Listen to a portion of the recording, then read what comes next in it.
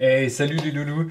Là, on part pour un long moment ensemble. Alors, asseyez-vous confortablement. Je vous avais promis de vous amener avec moi au Paris Guitar Festival. Et là, j'ai pas fait les choses à moitié. Je vais vous raconter les 4 jours de salon, même les moments où il y avait que les exposants, etc.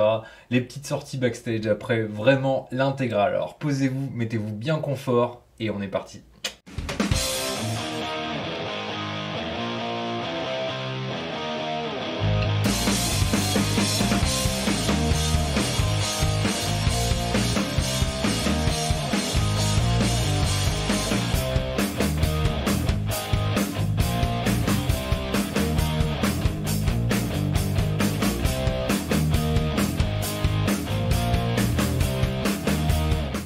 Et ouais, si vous avez suivi mes réseaux, vous avez vu que je suis parti pendant 4 grosses journées bien intenses sur Paris, en région parisienne, notamment à Montrouge pour le salon Paris Guitar Festival. J'ai été épaulé la super team Belgium, maintenant vous avez vu au fur et à mesure de mes vidéos, mais évidemment les best d'Enzo Custom et évidemment les copains aussi Ben et Antoine d'AMS Amplification. Donc ça a été vraiment une super opportunité pour moi d'aller aider toute l'équipe belge pour ce salon qui commence à prendre une ampleur vraiment de ouf. Je crois que là cette année on est arrivé à 120 exposants, quelque chose comme ça. C'est vraiment un truc de ouf. Le salon est vraiment gigantesque et il y a de super conditions pour accueillir tout le monde et ça c'est vraiment chouette, aussi bien les gens qui viennent voir un petit peu ce qui se fait au niveau francophone que pour les artisans qui sont sur place, et ça c'est vraiment cool. Donc je voulais d'abord commencer évidemment par remercier David qui m'a fait confiance pour venir l'aider à tenir son stand, donc de Denzo Custom. Ça a été vraiment génial pour moi de passer 4 jours vraiment au cœur de tout ce que j'aime, de tout ce qu'on aime finalement, de voir un petit peu... c'est aussi ça que j'ai bien aimé avec le salon, c'est qu'il y avait aussi bien des artisans, des luthiers, des créateurs de micros, il y avait aussi des distributeurs, il y avait des magasins, il y avait vraiment des créateurs d'amplis, des créateurs de pédales, d'effets... ça qui était chouette, c'est qu'en fait on avait tous les maillons de la chaîne musicale étaient représentés, il y avait les magazines aussi, les photographes, et vraiment de tout, et tout ça sous vraiment l'égide de l'organisation du Paris Guitar Fest, que je voulais aussi remercier parce que franchement l'organisation elle était mais impeccable, et quand vous dites qu'il y avait 120 exposants sur une aussi grande surface, sur plusieurs étages et tout, c'est vraiment dingue ce qu'ils ont fait, donc n'hésitez pas à leur envoyer la force, et surtout à venir l'année prochaine si vous n'avez pas pu venir cette année, parce que c'est vraiment un événement qu'il faut soutenir à bloc. Je voulais vraiment remercier toutes les personnes à la fois de la partie média qui m'avaient autorisé aussi à venir, même si après j'ai pu aller aider les copains sur les stands, mais à la base de venir juste comme agent presse on va dire, et ils avaient eu la gentillesse de m'accepter parmi eux, donc ça fait toujours aussi plaisir. Donc je crois que c'est Elena, donc je la salue, et évidemment tous les bénévoles qui se sont occupés de nous, qui ont été mais vraiment giga cool. Il y en a même qui nous ont aidé à remballer notre matos le dernier jour et tout ça, franchement ça n'a pas de prix comme on dit, donc merci en particulier je pense à Jack et à Léa. Donc si vous regardez cette vidéo, je vous tire mon chapeau pour le bon coup de main que vous nous avez donné. Puis ouais, franchement tout le monde a été adorable, les organisateurs, l'équipe de montage, l'équipe technique et tout. Et puis le matin, tous les matins avant que le salon ouvre, ils nous offraient un petit café, une petite viennoiserie. Et ça aussi, ça fait partie des petits plus qui font qu'on est content aussi de venir, quoi. Donc voilà, grand merci à David et à Ben donc, de m'avoir fait confiance pour tenir leur stand à certains moments, etc. Et puis pouvoir leur avoir donné un coup de main, et c'était vraiment chouette. J'ai fait un petit copion, si vous me voyez regarder par là, c'est pas que j'ose pas vous regarder dans les yeux, mais les 4 jours ont été vraiment denses, donc je vais essayer de rien oublier. Déjà ça va suffisamment être long comme ça, à mon avis on va être pas loin des 2 heures. Franchement si on est en dessous des 2 heures, on aura bien bossé, parce que je peux vous dire que je vous ai ramené du contenu, parce que sur place donc il y avait les exposants, donc il y a des moments où je vais vous mettre un petit tour où je prends mon petit sac à dos, je marche et je regarde un petit peu, je fais ma Dora l'exploratrice à l'intérieur du salon. Et il y avait aussi évidemment toutes les marques, il y avait plusieurs scènes et ils pouvaient faire des démos par des artistes, etc. Je suis allé en filmer quelques-unes, et ayant moi-même bossé pour à la fois Denzo et à la fois AMS, je suis aussi allé essayer des instruments, des amplis et des guitares dans les salles prévues cet effet. Donc j'en ai profité aussi pour filmer, parce que ça a été aussi... En fait si je dois résumer ce salon, c'est vraiment les belles rencontres, quoi. On aurait dû mettre le salon de la belle rencontre, mais après on croirait que c'est un truc de date, alors ça marche pas, quoi. Mais vraiment là-dessus ça va faire vraiment des souvenirs que je suis pas prêt d'oublier, donc je voulais aussi partager un peu ça avec vous, comme je vous l'avais dit sur les réseaux. Je vous l'avais promis, vous savez bien que ici avec le tonton on tient ses promesses, en tout cas on essaie au maximum, quoi.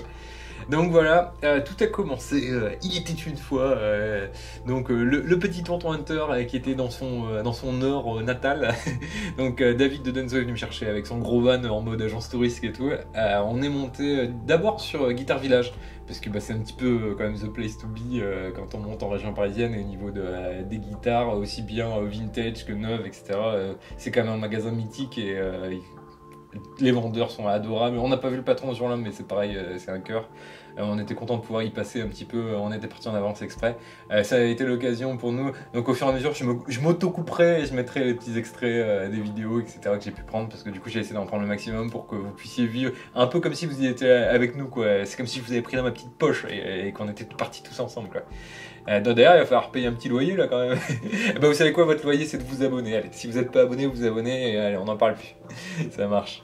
Allez, du coup, on s'est pointé sur place avec. Alors, David, ne faisant jamais les choses à moitié, évidemment, me dit. Au début, je pensais que c'était pour rire, et il me dit j'ai pris 17 guitares. Je dis ouais, t'as pris 17 guitares, bien sûr. T'as pris 17 guitares, c'est logique. Et en fait, il avait pris 17 guitares. Ça fait beaucoup là, non? Donc vous imaginez le van avec 17 guitares, le stand entier, parce qu'il avait prévu aussi des petites estrades et tout pour pouvoir mettre ses guitares en valeur, des stands avec des lights, etc. pour encore une fois aussi les mettre bien comme il faut sous les spotlights, comme on dit. Donc on avait vraiment, le van était blindé, plus nos petites affaires, parce que bon, on restait quand même 4 jours à l'hôtel, etc. Il est venu me chercher, on est monté à Guitar Village. Ça n'a été l'occasion, parce qu'il me semble que Guitar Village, d'ailleurs si vous êtes fan de Denzo et que vous n'avez pas pu mettre vos mains sur nos petites merveilles pendant le salon, à Guitar Village on a commandé quelques exemplaires, donc d'ici quelques semaines vous devriez pouvoir aller les essayer à Guitar Village, donc je vous encourage à y aller, vous ne serez pas déçus, comme tous ceux qui sont venus sur le salon et qui ont pu aussi faire l'expérience. Clairement on a vu des bouches tomber avec des langues un peu tounesques, un peu comme ça. Donc ça nous a permis d'aller montrer aussi quelques grattes à Guitar Village, et aussi parce qu'on avait pris un AMS, vous savez bien notre amour pour les AMS, en plus c'était le Revenge, mon ampli favori, donc j'étais encore plus excité évidemment, et c'était le AMS magnifique rose, le stack tête et cab rose, le beau pink bien flash, excellent, et donc tout le monde le sous-estime un peu quand on le voit, on fait ouais c'est juste pour la déco, et elle dit ah, bah, c'est que pour la déco, ok, vous nous autorisez à le brancher? Et bah ouais, on a branché, ça a été un petit peu fourmi quoi. Dès qu'on a branché, tout le monde était waouh, c'est quoi ça, comment ça sonne et tout, c'était énorme. Donc ça c'était super cool, ça nous a permis aussi d'aller passer un petit moment avec les gars de Guitar Village, ils sont super sympas. D'ailleurs je salue Jérémy qui nous a accueillis, et puis ses collègues. Malheureusement j'ai pas reconnu les noms, vous savez bien que je suis ni physionomiste et que la mémoire des noms c'est pas mon truc. Bon bah, voilà, encore une preuve s'il en fallait une. Donc on a fait un petit test vite fait du Revenge sur place et montré 2-3 grattes. Là on commence à remballer, donc on en avait sorti quand même quelques-unes, hein, les basses, les guitares et tout, on en avait sorti quelques-unes. Et il y a un gars qui arrive, avec un joli bon pantalon en cuir et tout, vous savez bien mon amour pour le look vintage et tout, qui arrive sur une excellente et magnifique Ducati rouge, et qui se pose et tout, qui fume sa clope dehors, et puis il commence à nous causer, on commence à sympathiser, et il était super cool, puis il nous dit que ouais, ça va, il touche en guitare, et qu'en tout cas ça fait des années qu'il joue, super modeste, super gentil le gars, et bah, finalement, vu qu'on sympathise, bah, on commence à ressortir des guitares. Alors je vais vous mettre des photos, quand je vous dis qu'on ressort des guitares, on n'en a pas sorti deux quoi, genre on a sorti 10-12 guitares du van pour lui montrer, pour qu'il les essaie et tout. Finalement, il y a plein de clients qui sont sortis et qui venaient voir les grattes aussi. En fait, c'est comme si on avait fait une heure de démo au parking de Guitar Village. Donc voilà, c'est peut-être un concept qu'on va inaugurer, je sais pas. Et en fait, après, il nous dit, bah en fait, moi je suis Hugo Ripoll. Et le nom disait vaguement quelque chose, mais sans plus quoi. Et en fait, ça va, le mec... Rien de méchant quoi, ça a été juste le guitariste de Johnny pendant 6 ou 7 ans, et un des guitaristes qui a duré le plus longtemps avec Michel Sardou. Rien de trop ouf quoi. Et le mec était adorable, on a passé du temps, et puis ça se voyait qu'il jouait comme un ouf, donc on se doutait qu'il y avait aussi du bagage derrière. Il a une bio de fou, n'hésitez pas à aller checker Hugo Ripoll, non seulement il était sympa, et en plus il a l'air d'avoir eu une carrière incroyable. Donc c'est pareil, il arrive par hasard sur cette vidéo, je le salue et je le remercie pour sa sympathie. Donc voilà, on a fini par quand même ranger nos 10-15 grattes qu'on avait sortis comme des neuneux sur le parking. En plus, ils font des travaux chez Guitar Village, donc il y avait vraiment les cônes de travaux et tout, et des gars avec des guitares à la fin d'essayer entre les deux, c'était un peu folklore, mais ça fait aussi des bons souvenirs. Donc après on a goûté aux joies du périphérique parisien, évidemment, vous-même vous savez comment ça se passe, la joie de mettre 45 minutes pour faire 5 km. Je sais pas comment vous supportez ça si vous êtes parisien au quotidien, mais respect. Donc voilà, on est allé directement donc, au lieu du salon, donc au Beffroi de Montrouge, etc. Il y avait la possibilité de déposer déjà du matos, donc c'est ce qu'on avait choisi de faire. On est arrivé un petit peu en avance et bon, les rues en sens unique où tu peux à moitié pas te garer quand t'as un méga van et tout, c'était très pratique, vous imaginez. Et encore, il y avait notamment, je pense à Palf, qui avait eux carrément un gros camion blindé, genre limite t'ouvrais la porte du camion et il y avait des cartons qui te tombaient sur le coin de la gueule et tout, et c'était quelque chose. Donc on a su, ça nous a été l'occasion de revoir aussi quelques copains qui étaient déjà venus aussi un peu en avance, et on a pu mettre sur place déjà, rassembler en tout cas à l'intérieur, à trouver notre stand, l'emplacement de notre stand, et tout déballer et tout mettre sous bâche pour pouvoir mettre ça en place le lendemain matin tranquille. Donc ça, je vous parle de ça, c'était le jeudi, et en fait le vendredi ça ouvrait au public qu'à partir de 15h le salon, et nous on s'est pointé à 9h le lendemain pour pouvoir monter vraiment le stand quoi. Donc voilà, ça c'était le jeudi. On dépose nos matos, on rentre à l'hôtel. Donc là, il n'y avait que David de Benzo et moi. Ensuite, on a retrouvé sur place nos amis d'AMS, donc Ben et Antoine, qui ont fait pareil que nous, qui sont allés. Eux, ils n'avaient pas eu l'occasion, je crois, de vider leur van. Ils sont juste venus et ils avaient l'occasion de mettre leur camion, enfin leur bagnole, dans un parking souterrain. Enfin bref, vous en foutez, mais voilà, ça fait partie de l'histoire. Je vais essayer de pas trop rajouter de détails, sinon on est vraiment pas rentré quoi. Donc on s'est fait un petit resto tranquillou, l'occasion des petites retrouvailles de la team Belgium, un petit rhum parce que bon quand même il faut bien se réchauffer, il fait jamais très chaud en région parisienne, même si on a eu de la chance au niveau du temps. Et on a fini la soirée à l'ancienne en se matant dans la chambre des vieux épisodes de Allo Police et Striptease et tout, bien décalé pour bien se mettre dans l'ambiance de la team Belgium du salon quoi. Donc voilà, le lendemain réveil tôt, tranquillou, on va au salon à 9h, là on voit tous les exposants, on se rend compte que c'est vachement, c'est huge quoi, il y a vraiment, on voit qu'il y a 120 exposants, mais là on le sent, tu vois, ça fourmille quoi, et encore, nous on est des lève-tôt, donc au fur et à mesure de la matinée et de la journée, pour certains retardataires que nous ne nommerons pas, on a tous commencé à monter nos stands et tout, c'était l'occasion de voir aussi un peu ce qui se faisait, découvrir, rencontrer nos voisins et tout. Je pense notamment à Pralong, guitare, les Suisses qui étaient adorables, avec toute une petite famille très cool. Je vous en reparlerai plus tard parce que j'ai fait une petite interview avec eux.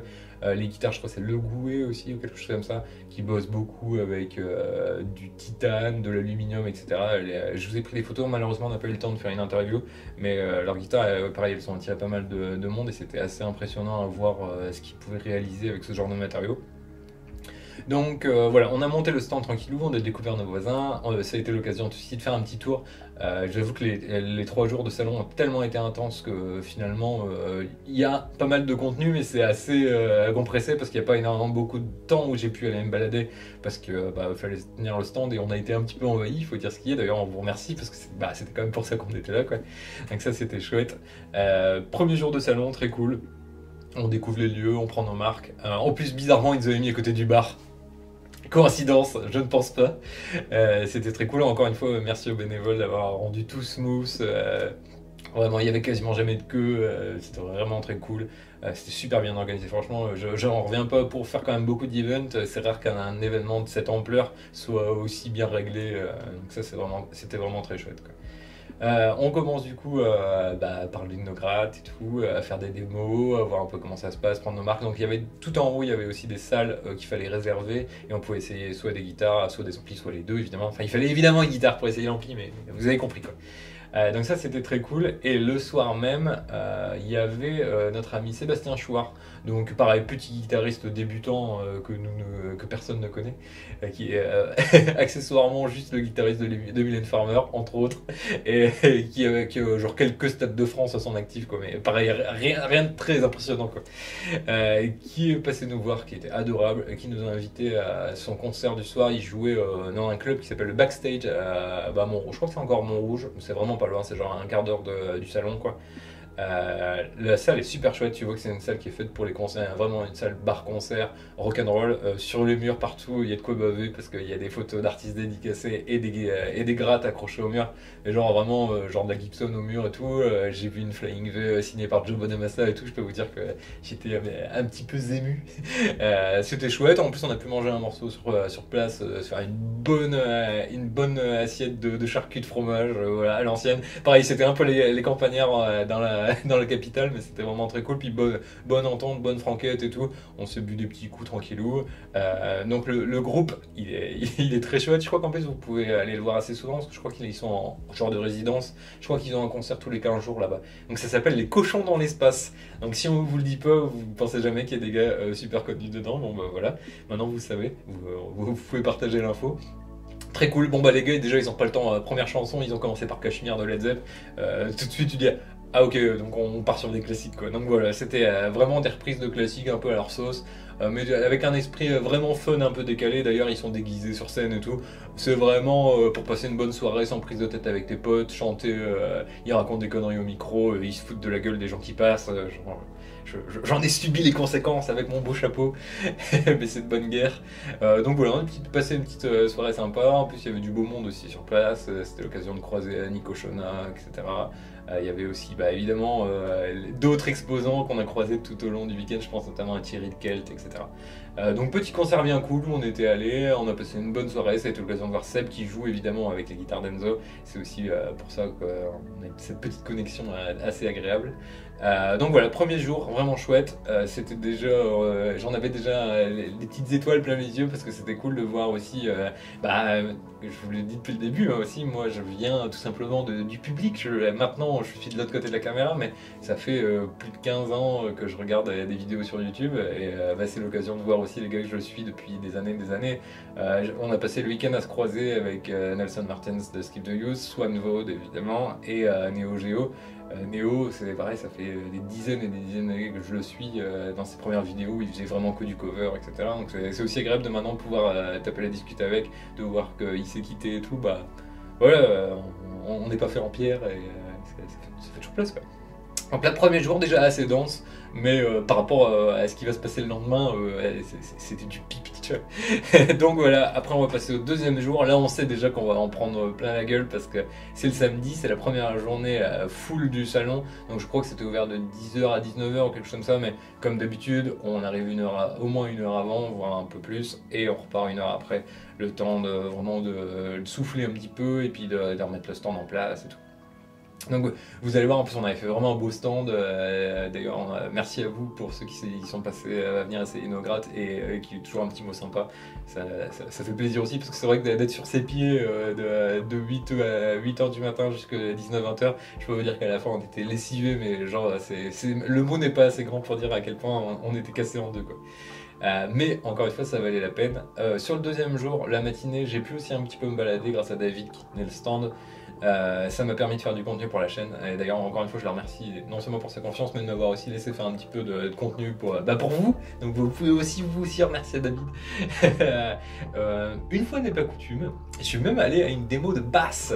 D'ailleurs j'en profite, il y a je vous l'ai dit, j'ai pas la mémoire des prénoms, mais il y a un bassiste super sympa qui m'a arrêté aussi pendant la journée pour dire qu'il matait mes vidéos et tout. On a pu tailler le bout de gras 5-10 minutes, tout, c'était très chouette. Donc ça me plaise de voir aussi qu'il n'y a pas que des guitaristes qui regardent les vidéos. D'ailleurs j'ai rencontré 6 ou 7 personnes qui sont venues me voir tout au long des 4 jours pour parler de mes vidéos et qui pour me dire qu'il a regardé et tout, ça m'a vraiment super chaud au cœur. Vous allez voir, il y a une rencontre en particulier qui m'a vraiment beaucoup touché, que je vous parlerai parce que c'est arrivé ce jour-là. Donc un petit peu plus tard dans la journée, on va laisser un petit suspense de 5 minutes. Très cool, donc je suis allé voir la démo de Alex Lofoco. Il me semble je sais qu'il est à Londres, mais je crois qu'il est italien de mémoire, de nationalité. D'ailleurs, je pense que c'est le cas parce qu'il a vraiment une voix qui chante quand il cause et tout. Et je suis tombé là un petit peu par hasard dans l'auditorium et il jouait de ouf, donc je suis vraiment resté. En plus, il a l'air super sympa et je crois que c'est un fan d'Iron Maiden et tout, donc évidemment, il y a toujours cette petite connexion. Et petite anecdote, je l'ai recroisé plus tard dans une salle de démo, justement avec Sébastien Chouard, qui était en train d'essayer des basses et tout. Et je lui ai dit que j'avais adoré sa presta et tout, et le mec il était genre surpris, genre ouais, il y a des gens qui aiment bien ce que je fais et tout. Donc ça me fait assez marrer de voir qu'il y a des gars qui ont des carrières vraiment chouettes et qui sont toujours autant surpris, agréablement surpris qu'il y ait des gens qui les suivent et qui aiment bien ce qu'ils font quoi. Donc voilà, big up à lui, Alex Lofoco, si vous cherchez un truc de basse qui déchire bien, je pense que vous pouvez aller voir. C'est vraiment typé fusion et tout, je vais vous mettre un petit extrait juste ici, waouh.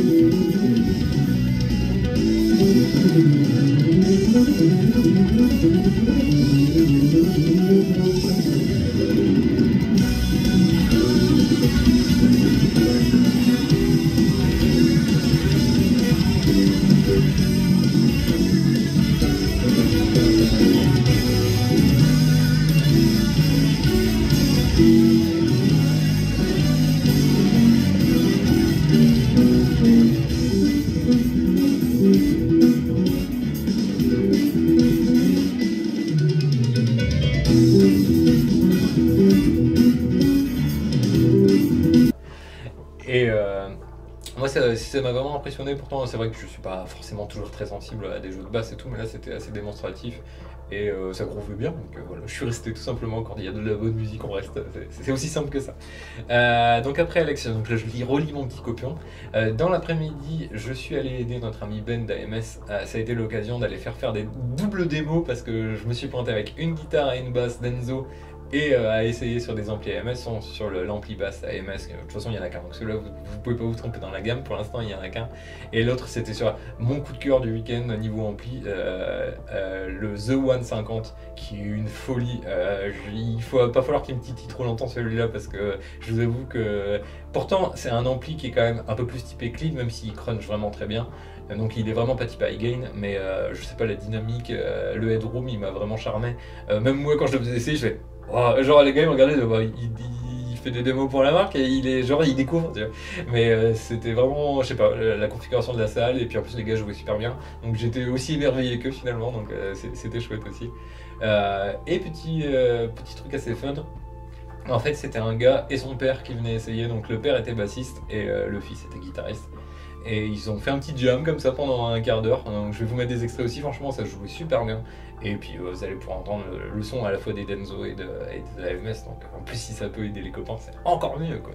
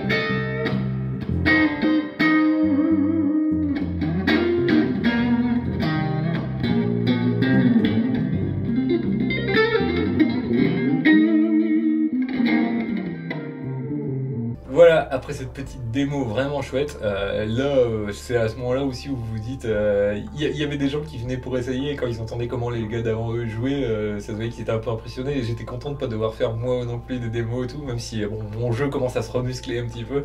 Il y avait il y en avait, ils étaient pas venus pour enfiler des perles, clairement, ça jouait à mort. Je vais vous mettre aussi une petite interview, un de nos voisins d'en face ce coup-ci. J'ai découvert un luthier de Toulouse qui s'appelle Obaï Guitar, et j'ai beaucoup aimé ce qu'il faisait. Vous allez vite comprendre pourquoi, parce que vous allez voir, si vous suivez un petit peu ce que j'ai pu vendre dans les dernières années, mois, etc., vous allez voir les teintes, la façon de fabrication, etc., la façon de fabriquer, pardon. C'est vraiment quelque chose qui me parle, et ça a l'air d'être vraiment de la qualité. J'ai pas pu les essayer malheureusement, mais rien que visuellement ça avait l'air vraiment ouf, donc à charge de revanche, j'essaierai de vous faire quelque chose d'un petit peu plus long plus tard. C'était vraiment chouette, donc je vous mets la petite interview avec Obaï Guitar. Hello, on est avec Fred aujourd'hui qui va nous parler d'Obaï Guitar. Donc il me semble que tu es de région toulousaine, c'est ce que tu me disais hier? Ouais, c'est ça, ouais. Je suis juste à côté de Toulouse. Est-ce que tu peux nous parler un petit peu de ta marque et de tes jolies créations? Je vais vous mettre de toute façon des plans pour que vous voyez, mais regardez-moi ça. Les petites beautés que Fred nous a ramenées pour le salon. Je pense qu'il y en aura pour tous les goûts. Alors comment est née la marque, Fred? J'ai un parcours pas très linéaire, hein, mais j'ai commencé la guitare quand j'étais ado, il y a quelques années. Et dès le départ, j'ai bricolé mes guitares, quoi. Donc ça a été commencé par changer les vibratos, les micros, etc. Puis j'ai commencé à les repeindre aussi. Et puis après, j'ai arrêté la musique et j'ai fait une carrière classique, on va dire. Et puis il y a quelques années, j'ai arrêté pour faire du mobilier d'art en tant qu'artisan. Et puis à cette époque-là, j'avais un gros atelier avec des grosses machines-outils pour faire du gros meuble. Et puis je me disais, ce serait cool que je me fasse une guitare. Sauf que j'avais techniquement, je savais pas comment c'était fait l'intérieur d'une guitare. Donc j'ai laissé tomber. Et puis est arrivé dans les années 2000 YouTube, ça commençait à y avoir des tutos, et je me suis rendu compte que en fait une guitare c'est pas de la science atomique, quoi. Et donc du coup je me suis dit allez go, je me suis lancé. Donc j'en ai fait une, puis deux, puis trois, et puis t'est arrivé le Covid, et j'avais commencé à en faire déjà pas mal des guitares. Et je me suis dit c'est le moment d'officialiser le truc, je me lance, quoi. Donc ça fait 5 ans. Et voilà, c'est parti. Et du coup, est-ce que tu as des formes particulièrement à toi, des trucs que tu aimes bien travailler, ou est-ce que, comme tu me disais hier, c'est aussi beaucoup avec le client? Tu me disais que tu aimais bien vraiment construire un projet autour de ce que ton client voulait? Ouais, c'est ça. Moi, je fais que du sur-mesure. J'ai pas de modèle vraiment défini. Je suis issu vraiment des années 80, tu vois, Def Leppard et toute la bande. Donc, les Super Strat, les Floyd Rose, etc. C'est quelque chose qui te parle. Voilà, ça me parle. Donc du coup, c'est vrai que je m'oriente vers ce truc-là. Ça n'empêche pas que je suis aussi de la génération slash, donc les Les Paul, ça me parle aussi, même si j'aime un peu moins. Mais c'est vrai que je vais plus vers de la Strat, Super Strat. Tu as su aller aussi dans la modernité, là. On voit que là, on n'est pas trop dans les années 80. Ouais, c'est ça. C'est les Headless, si tu veux, ça m'a jamais vraiment attiré. Et puis j'ai un client qui en a pas mal de Headless. Et à force de les voir, de les essayer et tout, j'ai commencé à bien aimer au final. Donc je me suis dit allez go, hein. C'est une technique différente, mais au final c'est sympa aussi, quoi. Et niveau des vernis aussi, qu'est-ce que tu utilises tu changes aussi selon ce que tu as? Ouais, ça dépend. La création. C'est ça, il y a du brillant, il y a du mat, du satiné, des fois il y a un mix des deux. Il m'arrive souvent de faire du brillant pour le corps et du mat pour le manche. Donc là, tu m'avais dit du Black Limba au niveau du corps, si vous vous posez la question. Ouais, et il est vraiment magnifique. C'est un manche traversant qui est fait à base de Black Limba et d'érable flammé. Et les ailes rapportées sont aussi en Black Limba. Il est magnifique. Et la table est en loupe d'érable. Donc c'est pour ça qu'on a plein de petits trous par endroit. Je les ai laissés apparents.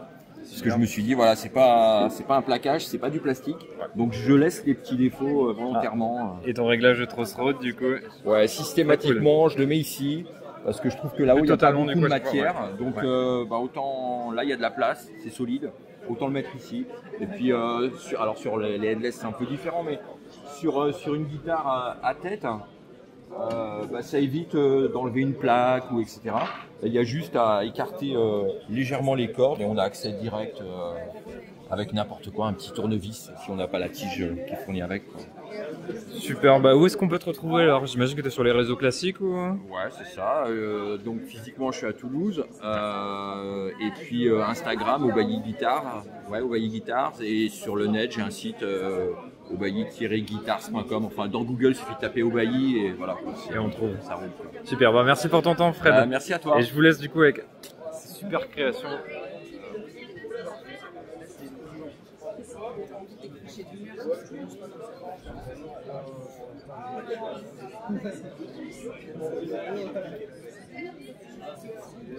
Autre rencontre de cette journée du samedi, je vous avais dit que ça allait être assez dense. J'ai pu rencontrer un espèce de collectif en fait. Là, on va partir sur Lemnos, le luthier Lemnos, mais en fait, ils sont en train de faire un groupement qui s'appelle La Carrière. Je vais pas vous en parler de trop parce qu'on a déjà plus ou moins pris nos coordonnées pour prendre un rendez-vous total. Et en fait, ils sont en train de créer un lieu entier en région parisienne où il y aura une école de musique, une école de lutherie, des luthiers, des créateurs de micros. C'est là notamment où il y aura Epcap Pickup, dont vous entendez évidemment beaucoup parler et à raison. D'ailleurs, on salue notre ami Sully qui a été super cool aussi pendant tout le week-end avec nous. Ils sont en train de se faire vraiment un endroit vraiment que pour les passionnés de zik et ceux qui veulent mettre la main dans le cambouis, comme on dit. Donc ça va être assez chouette aussi. J'irai probablement passer une journée entière sur place pour vous en dire plus, faire un petit reportage. Mais là, en tout cas, on a parlé beaucoup avec les amis, donc le luthier de Lemnos, qui fait un boulot de ouf. Vous allez voir, j'ai jamais de ma vie... Ça fait genre de ma vie. J'ai jamais vu des grattes comme ça. Là, il a fait une électrique, mais sinon, il est quand même beaucoup plus guitare classique et tout. C'était incroyablement fou, de ouf. Alors pareil, encore Tounès, que j'avais des yeux comme ça quand j'ai vu ses créations.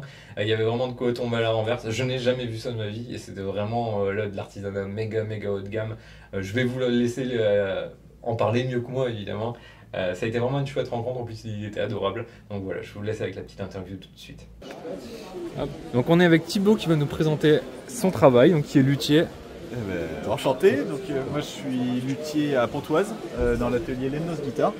Je suis spécialisé en acoustique et puis plus récemment j'essaie de me diversifier en faisant quelques modèles électriques en plus. Okay. Donc là j'ai mes modèles folk. Celle-ci elle est faite en noyer en érable qui ont poussé dans le Jura. Érable, épicéa pardon. Ensuite j'ai mes modèles jazz qui sont juste à côté. Ah, ils sont magnifiques. Merci beaucoup. Tu utilises des bois principalement français ou tu prends aussi des bois un peu plus exotiques? Alors j'aime beaucoup les beds, donc ça malheureusement ça pousse pas en France. Ouais. Mais pour ce qui est de l'érable, de l'épicéa et du noyer, je vais toujours les prendre dans le Jura. En fait j'ai de la famille qui habite là-bas, donc quand je vais les voir j'en profite, je fais un petit détour.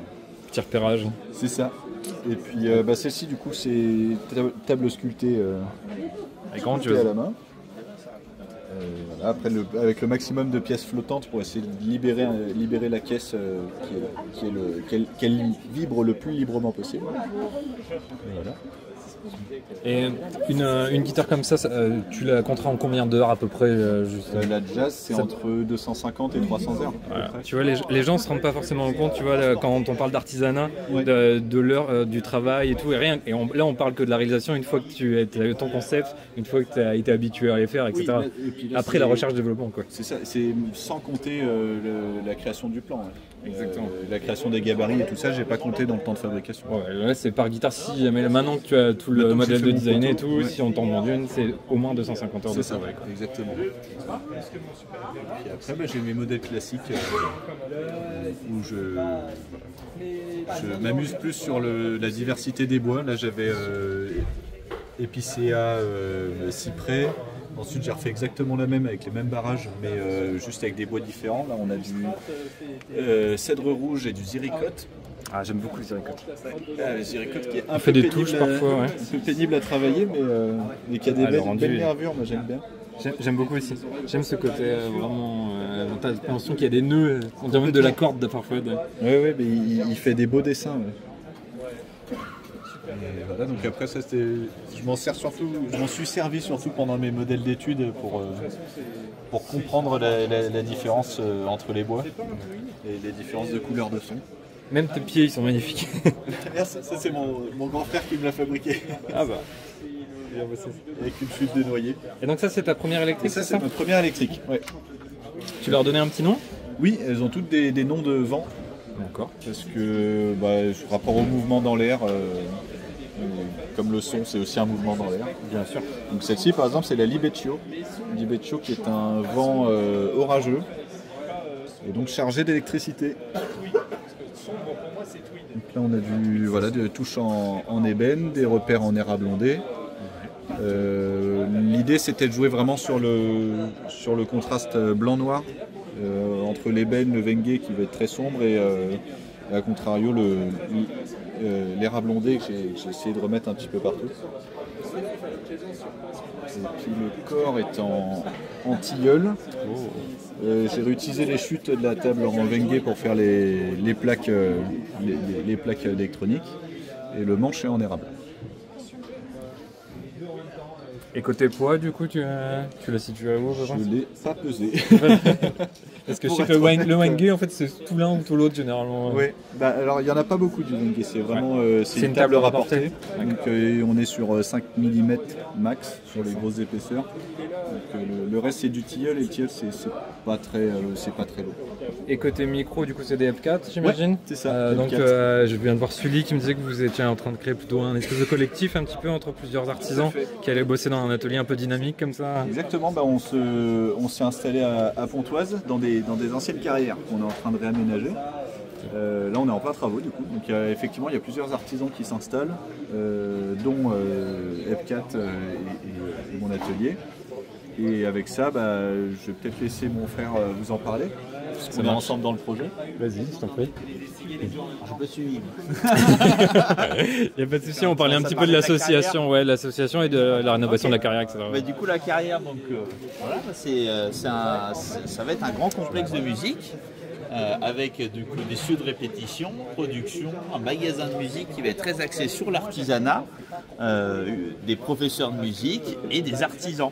Du coup, Donc vraiment la chaîne du producteur au consommateur. Là, on fabrique l'instrument, on fabrique même les musiciens avec l'école de musique. Excellent. Et après, ils vont faire leur musique. Donc c'est vraiment un morceau de A à Z. Donc voilà, c'est un grand complexe. Là, on ouvre tout juste pour les artisans qui ont déjà monté leurs ateliers. On a 2 professeurs de musique qui ont commencé. Et les studios, magasins, ça devrait être ouvert du coup en mai, juin. Tu m'as dit que vous allez aussi avoir des artisans qui côté batterie, etc. Exactement. Et qu'il n'y aurait pas que la guitare et de la basse comme on a l'habitude. Le magasin de musique est très axé artisanat. C'est vraiment artisanat musical, donc c'est pas que. Sans barrière, voilà. Voilà, sans barrière, c'est tous les artisans. Parce qu'on aura une grande alcôve qui est dédiée aux guitares, une grande alcôve qui est dédiée aux batteries. Et on verra si on en trouve d'autres. Pourquoi pas. On cherche. Super. En tout cas, je vais vous mettre aussi le QR code, comme ça vous pourrez scanner même dans la vidéo. Et je vous mettrai en description les différentes infos. Merci beaucoup en tout cas de nous avoir présenté super projet. Puis en plus ça vient de commencer, donc on vous souhaite beaucoup de réussite. Et mon petit doigt me dit qu'on se recroisera et qu'on fera peut-être quelque chose de plus long, peut-être sur place. Avec grand plaisir. Merci beaucoup les gars. Merci. Bon il fallait aussi continuer cette journée du samedi qui décidément était vraiment ouf. J'ai pu aussi découvrir une nouvelle marque d'ampli qui s'appelle Jeudi Amplification. Pareil, le mec qui s'en occupe était super sympa. Encore une fois, j'ai oublié son prénom parce que je suis un gros neuneu, mais c'était super agréable de voir aussi des nouvelles marques, des nouvelles têtes un petit peu débarquer. Et il avait pareil un ambassadeur qu'on ne voit jamais nulle part, qui n'était autre que Swan Vaud, notre Swan Vaud national, qui n'a pu faire que nous régaler comme d'habitude. Cet homme a de la magie dans les doigts, c'est notre Harry Potter de la guitare. Il faut que je fasse un montage de Swan en mode Harry Potter, ça pourrait être assez drôle. Pareil, super cool, un petit néo-sol comme on aime entendre, qui ravit les oreilles, très chouette. Et puis les amplis avaient l'air typés assez vintage et tout. J'ai pas pu les essayer non plus, mais vu l'engouement pour les amplis, je pense que c'est pas la dernière fois qu'on le voit non plus. N'hésitez pas à aller checker sa page, donc Jeudi Amplification, puis notre Swan Vaud évidemment.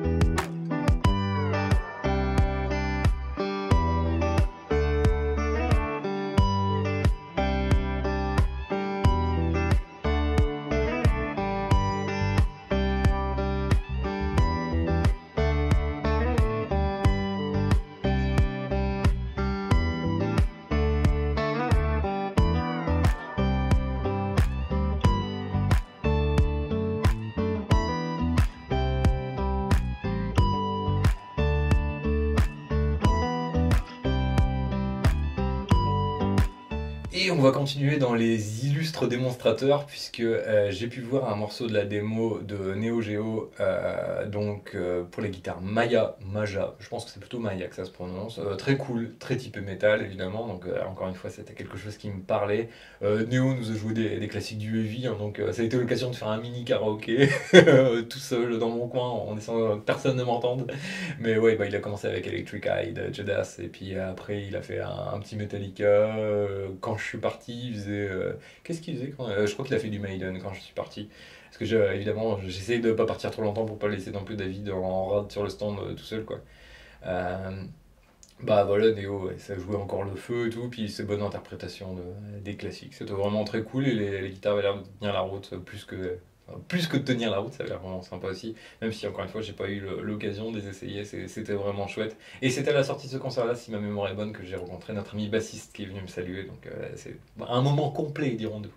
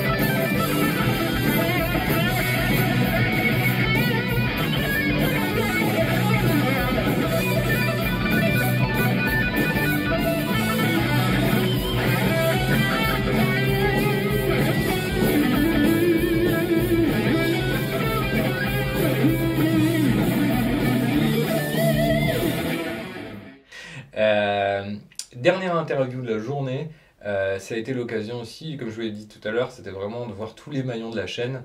Il y avait donc Wood for Music et je crois que c'est IMS ou quelque chose comme ça. Je vous remettrai de toute façon le nom des boîtes qui représentaient. C'est un distributeur cette fois-ci, quelqu'un qui c'est un espèce de, j'aime pas trop le mot, mais grossiste entre guillemets, qui vend notamment au magasin de musique, qui permet d'achalander les différents spots, etc. partout en France et en Belgique. Qui sont très très chouettes. Pareil, encore une boîte familiale comme on les aime. Il y avait le papa, le fils, je crois d'ailleurs c'est Victor le fils, si ma mémoire est bonne. J'ai essayé de redire un prénom, on va voir si je me suis pas gouré. Qui ont été adorables avec moi. Je les avais déjà eu au téléphone il y a quelques semaines, voire mois, parce que c'est eux qui s'occupent des guitares Spira et Jet. Et vous avez vu ma vidéo sur les Spira. Donc là, je vous parlais à un convaincu évidemment. Et là, il y avait encore quelques modèles de ouf. Franchement, pour les prix, c'est incroyable ce genre de guitare. Mon petit doigt me dit que c'est peut-être pas notre dernier partenariat parce qu'il y a il y a des nouvelles séries qui arrivent chez Spira et je ne saurais m'en passer avec des formes bien extrêmes comme on les aime. Donc ça, on va essayer de mettre ça en place assez rapidement. Et en plus, ils sont distributeurs aussi d'une marque que j'adore qui est Maybach, je sais pas vraiment comment vous préférez qu'on le prononce. Moi j'aime bien Maybach, ça me fait penser aux voitures de luxe, les espèces de Mercedes revisité. Donc voilà. Maybach, il y avait du lourd dessus, notamment j'ai craqué pour une Jetwing qui est leur version de la Flying V en Corina. Oh, celle-là, je vais faire des pieds et des mains et on va être pas loin de la prostitution, je pense, pour essayer qu'ils m'en envoient une au moins pour que je puisse la tester parce qu'elle m'a aguiché, mais genre fort, fort, fort. Il y avait vraiment du lourd et j'aime bien. Ils ont un petit reliquage assez discret, pas trop extrême. Qui est plutôt bien fait chez Maybach. C'est une marque que j'aime bien et le rapport qualité-prix est chouette aussi. Donc ça, j'essaierai de vous en essayer sur la chaîne. Je pense même si vous connaissez, mais c'est toujours bien d'avoir un petit test objectif. Vous savez bien que on est dans la transparence sur la chaîne. Donc voilà, c'était chouette de pouvoir rencontrer aussi un distributeur et qui a pu nous donner un petit peu sa version de comment lui vivait le salon et ce qu'il pouvait proposer, quoi. Donc je vous laisse avec cette petite interview avec Victor. Alors je vous ai parlé des artisans, je vous ai parlé des marques, et ce qui est super chouette avec notamment le salon du Paris Guitar Fest, c'est qu'on a aussi des distributeurs, et ça permet d'avoir vraiment, on est tous finalement les maillons de la même chaîne. Exactement. Et du coup, j'ai vu que tu représentais plusieurs marques, est-ce que tu peux nous en dire plus, et puis pour qui du coup tu viens présenter un peu? Ouais, carrément. Alors nous on est Wood for Music et eMusic France, on est deux sociétés de distribution d'instruments de musique. Donc nous on distribue au magasin de musique pour la France et la Belgique notamment, et le Luxembourg aussi. Et là aujourd'hui on est venu avec Jet et Spira, qui sont vraiment les deux grosses sensations des années 2024-2025. Ouais, clairement. On a clairement pas mal entendu parler ces derniers temps. Donc voilà, Jet, qui sont des super guitares slovènes. Ouais. Super guitares slovènes, rapport qualité-prix complètement fou. On voit les Raptoréfiés. Les Raptoréfiés canadiens sur toutes les guitares, même celles à 200 €. Bon, il n'y a pas de secret, c'est fabriqué en Chine forcément, mais c'est fabriqué en Chine pour une usine qui ne travaille que avec Jet et Spira, puisque c'est la même marque, ce qui permet d'avoir un contrôle qualité top et aussi de faire réduire les coûts, puisqu'ils fabriquent eux-mêmes leurs micros et leur mécanique, donc ça permet de ne pas répercuter la marge des fournisseurs sur le prix final. Donc ça permet d'avoir un prix bas et un rapport qualité-prix de fou. On a Spira, donc, qui est la marque sœur. Un peu plus typé high gain, metal, etc. Typé rock metal. en tout cas. Jet est plutôt typé, on va dire, un peu tradi, quoi. Strat, télé, etc. Et Spira va être beaucoup plus sur métal, du gent. Mais c'est ce que j'ai pu te dire, hier. C'est vrai qu'on a déjà fait sur la chaîne une vidéo dédiée au Spira et je pense qu'il y en aura d'autres parce qu'on disait aussi, comme vous savez, mon amour pour les Flying V, les Explorer et tout, et il y a une nouvelle gamme qui arrive bientôt, donc ça arrive fort. On a hâte. Et donc, je vois que tu as aussi du coup les Jets. C'est ce qu'on disait, un petit peu plus traditionnel, mais. C'est un peu plus tradi. Tu vois, il y a de la strat. Mais tu as aussi des formes un peu modernes, type Ibanez, Surf, tout ça. Encore une marque que j'aime beaucoup. Là, on part sur. Donc, je sais pas si tu dis Maybach ou Maybach. Ça dépend si on veut le dire à l'allemande, c'est Maybach. Ouais. Et à la française, c'est Maybach. C'est comme en France ou en Belgique. On dit c'est Johann Sebastian Bach, tu vois, le compositeur. Les Allemands ils disent Bach. C'est pareil. Oui, forcément. Mais sinon, on dit comme on veut. Avec les deux V, donc les Jetwing, c'est ça? Les Jetwing, tout à fait, ouais. Des modèles qui sont sortis assez peu, elles sont magnifiques. Le bois de celle-ci. Corina. Vraiment fabuleux. Toujours Maybach, c'est un soft relic. Et c'est toujours un soft relic bien pensé, donc vernis nitro. On est quand même sur un vernis nitro. On est sur du vernis nitro sur toutes les Maybach, c'est ce qui permet de faire ce joli faïençage que tu peux voir ici. Ouais, je vais essayer de l'avoir. Tu vois le faïençage de vernis, magnifique. Parce que ça, tu peux pas le faire sur du PU, c'est plus compliqué. Avec les belles nervures apparentes. Exactement. Et puis un reliquage assez logique. Tu vois, là, t'as la boucle de la ceinture, t'as les petits pins ici, forcément. Ça permet d'avoir une guitare de très haute qualité, parce que là, on est sur vraiment on est sur du custom made in Europe, parce que c'est fabriqué en République tchèque, c'est une marque allemande fabriquée en République tchèque. Et donc ça permet d'avoir une guitare de super qualité, mais qu'on n'a pas peur de sortir et de jouer en concert, quoi. On n'a pas peur de rentrer dedans, ce qui est un peu dommage quand on a une très belle guitare toute neuve, c'est qu'on a peur de rentrer dedans, quoi. Donc là, avec Maybach, comme elles sont toutes reliques de base, il y a un petit pain de plus ou de moins. Ouais, mais c'est vrai qu'on en parlait aussi avec d'autres fans hier, comme quoi c'est un peu libérateur, tu vois. Tu sais que moi, je sais que je suis beaucoup plus à l'aise sur quelque chose de distressed, un peu comme ça, edge, parce que tu réfléchis moins. Merde, surtout faut pas que je la cogne et tout. C'est clair. Donc voilà. Écoute, merci beaucoup pour ta présentation et puis bonne dernière journée du salon. Merci à toi aussi. Salut. À très vite. Bon voilà, on a déjà eu une journée du samedi bien intense. Je vous avoue qu'au début je savais pas si j'allais sortir une seule vidéo ou deux. On verra, ça se trouve vous allez découvrir que c'est écrit partie 1 et donc j'aurais changé d'avis, mais on va peut-être essayer de vous en faire la grosse vidéo. Je me rappelle dans le temps, je crois que c'était Cadet Olivier, peut-être, je suis pas sûr. C'était la grosse VHS, la grosse cassette, vous vous rendez compte, la VHS, voilà. Les moins de 20 ans ne savent pas de quoi nous parlons, mais peu importe. Je vous ai dit tout à l'heure qu'il y avait une rencontre qui m'avait marqué sur ce salon. Elle arrive à ce moment-là. On était sur la dernière heure d'ouverture du salon et il y a quelqu'un j'entends une petite voix mélodieuse venir m'alpaguer, on va dire. Et c'était un gamin de 12 ans qui m'a... Menz, donc je suis désolé, j'ai toujours pas retenu son prénom, mais son pseudo c'est Menz, donc nous allons l'appeler par son pseudo, qui est venu me parler pour dire qu'il avait bien aimé ma vidéo sur Back to the Beginning et qu'il suivait maintenant mes vidéos, qu'il aimait bien ce que je faisais et tout. Ça m'a fait super plaisir.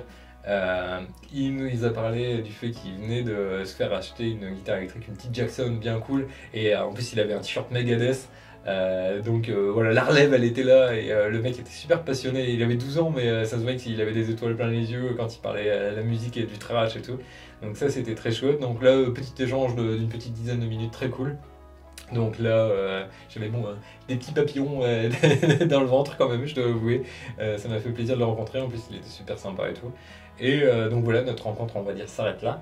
Et 5 minutes après, je sens qu'on me tire littéralement par la manche, je me retourne et donc je vois Menz qui est revenu qui me dit bah en fait je suis allé à un stand et je leur ai fait me préparer un ampli et une guitare. Est-ce que tu veux bien venir voir les morceaux que j'ai appris à jouer? Wow, le mec, il a 12 ans, il a un culot de ouf, et puis il avait vraiment l'attitude rock à mort, et il arrêtait pas de me dire ouais, moi de toute façon je vais monter un groupe et tout, je vais faire du thrash. Je dis ouais, ok. Du coup, bon bah je m'absens du stand, je le suis, et là il se met sur un petit ampli, et bah évidemment, vu qu'il y avait je sais pas combien de stands, tout le monde jouait avec des casques. Et en fait, là, c'était quasiment la fin du salon, il demande au gars « Ouais, mais moi, j'aimerais bien jouer sans casque et tout. » Alors, le gars, en plus, c'était un grand métalleux, rasé et tout, qui le regarde comme ça, puis il fait « Voilà, allez, c'est bon. » Du coup, il y a un petit ampli orange, à mon avis, un transistor, voilà. Et finalement, il a enlevé le casque et il l'a mis pas trop fort, mais avec un petit crunch, quand même, tu vois, histoire qu'on puisse s'entendre. Et t'aurais vu je vais l'appeler le gamin, même si c'est pas péjoratif, c'est plutôt affectueux, on va dire. Il m'a mis une claque, t'aurais vu la main droite qu'il avait, les rythmiques et tout, il a commencé à m'enchaîner du Metallica, du Slayer, du Megadeth et tout. Je me suis dit, ouais, si ça fait, il avait pris un petit peu de cours, mais ça faisait quoi, 1 an, je sais pas si ça faisait plus d'1 an et demi, moins d'1 an et demi à mon avis qu'il avait appris à jouer, commencé à jouer, et il nous a mis sur le cul, j'étais avec un pote, on a essayé de lui donner 2-3 modestes conseils pour qu'il puisse continuer à s'améliorer, mais on a pris vraiment une giga claque, et le truc qui m'a tué, d'ailleurs, je le resalue, j'espère qu'il m'en voudra pas que je livre cette anecdote, mais ça m'a fait exploser. À un moment il joue comme ça, puis à un moment il s'arrête et il fait « Bon, est-ce que tu veux que je te joue ?» Je me suis dit, waouh, le gamin, il a 10-12 ans et il envoie déjà tellement du bois. Et puis au fond de moi, je me suis dit, putain, s'il continue de jouer comme ça, dans 1 an ou 2 ans, il joue mieux que toi, mon gars. Donc si, vas-y, mec, franchement, si tu regardes la vidéo, lâche rien, franchement, tu nous as vraiment impressionnés. Et puis, il faut garder cette passion et cette envie d'aller toujours plus loin et de bosser et tout. Comme je t'ai dit, je t'ai donné 2-3 conseils, modestes conseils, vu que bon, mon jeu, il y aurait de quoi en dire et ce serait pas toujours très agréable à entendre. Mais voilà, très cool, très content de t'avoir rencontré. Je vais vous mettre son Insta, je crois que c'est Menz Shred Guitar, un truc comme ça. Allez lui envoyer la force, franchement, et allez voir ces petites vidéos. Des gamins comme ça qui en veulent et qui en plus veulent faire du thrash, du métal et tout.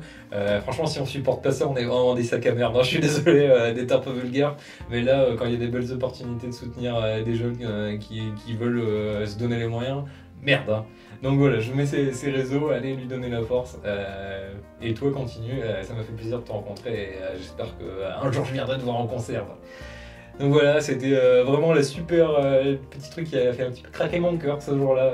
Encore une fois, je l'avais dit, on n'est pas en pierre. Hein, et puis moi, c'est encore le début de l'aventure YouTube, donc c'est entre guillemets mes premiers fans, même si c'est un grand mot. Et puis voilà, encore une fois, je suis personne. Hein, mais ça fait plaisir de pouvoir rencontrer des gens qui aiment bien ce que je fais et encore de voir que ça les motive aussi à bosser et à faire de la gratte.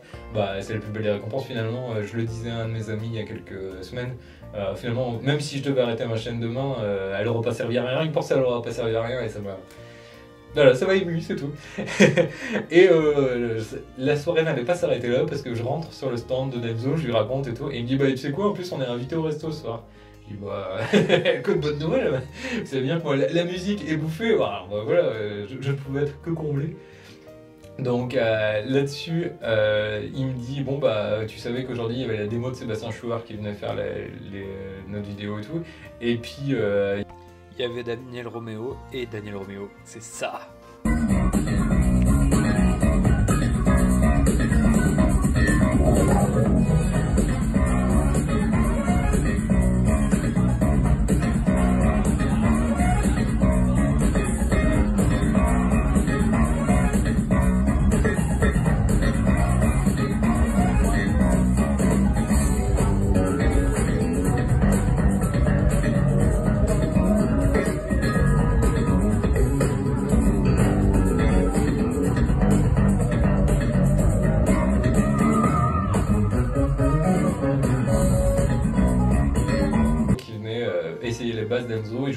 avec Sébastien, qui est aussi un de ses bons potes et tout. Et bah voilà, il nous a réservé un resto dans le 12e à Paris, à côté du studio Ferrer, un des restos où il a ses habitudes. Ça fait 30 ans qu'il y va, et il a dit qu'on allait bouffer des grosses entrecôtes de bâtards et tout.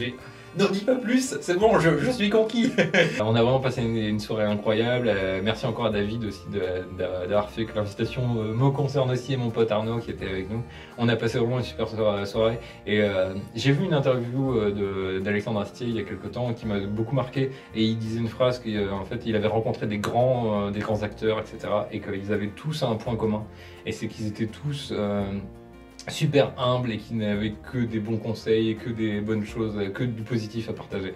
Et c'est vraiment, j'en tirerai vraiment que ça, c'est qu'on a passé cette soirée avec ces mecs qui ont 20-30 ans de carrière, qui ont enregistré des milliers d'heures en studio avec les plus grands, et ils nous ont parlé de matos, ils nous ont parlé de musique, comme si j'avais la même carrière, sans jamais monter sur des grands chevaux, ou jamais nous snober et tout. Rien que pour ça, c'est super inspirant déjà, et puis c'est agréable de voir aussi qu'il y a des mecs qui pèsent lourd dans la musique, que ce soit en France ou en Belgique, et qui ont gardé cette âme de passionné et de partage surtout.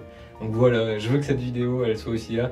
Il y a plein de choses qui m'ont agréablement surpris ce week-end. Ça a été vraiment que des bonnes choses. Franchement, j'ai aucun point négatif. La fatigue inhérente au salon, c'est vraiment rien quoi. Et d'avoir vu aussi, des fois sur YouTube, on se fait aussi une mauvaise image ou une mauvaise idée de certains youtubeurs ou guitaristes, etc. Moi, je peux vous dire que pour avoir été là les 4 jours, j'ai été surpris de ouf. Il y a plein de gens qui ont été des mecs vraiment connus qui sont venus taper la discute, serrer la main, passer un moment, avoir un petit mot gentil, tu vois. Ils sont pas obligés de le faire, ils prennent du temps, ils ont pris du temps avec leurs fans et tout. Ça, c'est vraiment mettre à leur crédit. Tu vois, je pensais aussi bêtement que, je sais pas, Neo Geo, il a quoi? Il a peut-être 200 000 abonnés ou un truc comme ça, mais peut-être plus, je me rends pas vraiment compte sur son YouTube et tout. Lui, Swan Vos, Nelson Martin, c'est tout. Les mecs, à 8h du mat, ils étaient au salon, ils ont pas fait leur diva, ils sont pas arrivés à 14h ou à juste 5 minutes avant leur démo en mode c'est bon, de toute façon, il y a intérêt à ce que tout soit prêt. Non, les mecs, ils étaient là super tôt le matin. Neo Geo, je l'ai vu de mes yeux, aller faire tout le salon avant que quand il y avait que les exposants, avoir un petit mot gentil pour les luthiers, aller essayer leur grade, leur donner son avis sur ce qu'ils faisaient et tout, toujours dans la bienveillance et tout. Bah voilà. Quand on est les premiers à râler, quand il y en a qui font les cons et qui sont pas agréables, bah voilà, je voulais aussi pouvoir vous dire de l'intérieur, bah franchement, des gars comme ça, il faut aussi les soutenir, soit Néo, etc. Voir comment ils bossaient, comment ils étaient là super tôt, qu'ils ont toujours fait pour que tout se passe bien et que les démos se passent dans les meilleures conditions, pouvoir représenter les gars qui leur ont fait confiance et tout. Bah voilà, c'est bien aussi de voir que tout le monde joue le jeu. Et ça aussi, ça a été vraiment un chouette moment. Donc on est allé à la fameux resto, on s'en est foutu plein la panse évidemment, et je pense aussi au magnifique profiterole en dessert qui était incroyable. Je peux vous dire qu'il a fallu limite qu'on roule jusqu'à l'hôtel tellement on s'ennuie plein de gosier. Donc voilà, très cool. Fin du samedi, donc du 2e jour du salon officiel, même si pour nous c'était quand même le 3e. Le dernier jour, le dimanche, pareil, un peu plus light quand même dans tout ce qui s'est passé, et aussi parce qu'on était mort crevés, il faut dire ce qu'il y est. Plein de belles rencontres encore une fois sur le stand et tout. J'ai eu aussi mon coup de cœur musical du salon ce jour-là, parce que j'ai découvert Lynn Wolf. J'imagine que ce guitariste a un prénom, mais c'est le nom de son groupe en tout cas, et je vous mettrai aussi des petits liens parce que depuis que je suis rentré, je n'écoute que ça en boucle. Ces EP ils sont incroyables, c'est vraiment de la musique que j'adore, vraiment un espèce de blues super inspiré, un peu de nouvelle génération, il faut dire ce qui est, avec vraiment de belles envolées, une super voix bien prenante et tout. J'ai vraiment craqué. Donc ça je vous en reparlerai encore un tout petit peu après. On a déjà 37 minutes de vidéo, j'ai même pas encore mis les inserts, donc c'est parfait. Donc ce jour-là, le dimanche, ça a été l'occasion aussi de voir les démos pour les guitares Müller, qui étaient vraiment magnifiques. Je vous mettrai un petit insert de leur travail et surtout de leur démo, qui a été faite donc par notre Julien Bitoun national également, et Théo Serre, que je ne connaissais pas et dont le jeu m'a aussi beaucoup parlé. Le jeu ne parle pas. Hunter, le jeu ne parle pas, arrête. Mais voilà, donc Julien Bitoun et Théo Serre nous ont fait une démo, pareil, hyper inspirée. J'ai pas pu rester jusqu'au bout parce qu'encore une fois pour le stand, mais je vous avoue que ça m'a captivé, mais un truc de ouf. Je vais vous mettre un extrait, c'était magnifique à voir, franchement j'ai adoré, et ça donne aussi envie de mettre ses mains sur les guitares Müller parce que ça sonnait vraiment de ouf.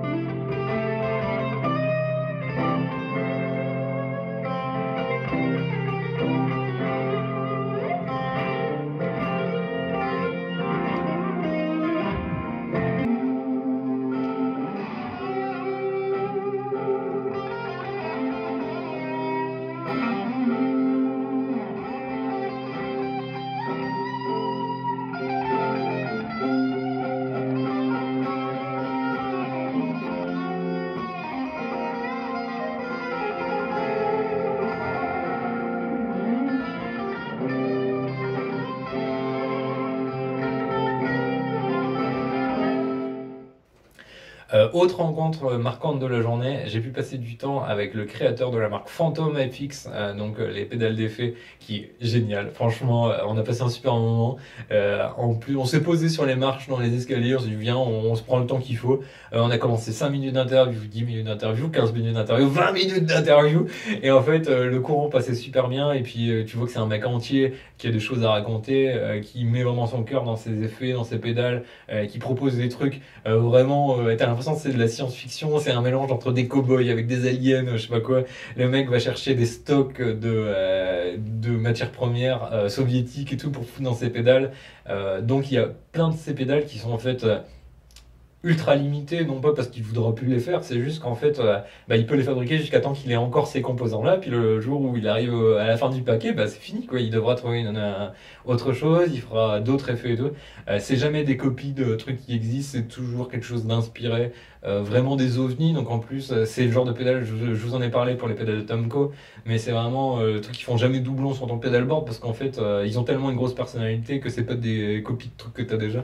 Donc franchement, si vous pouvez aller soutenir et voir son travail, je vais vous mettre l'interview. Je sais pas encore si je vais devoir la cutter un peu, parce que je l'avoue, je crois qu'elle fait 23 minutes, un truc comme ça. Donc j'ai peur qu'on passe un petit peu long, et je m'en veux si je peux le faire, mais ce sera pour mieux se retrouver plus tard à un autre salon.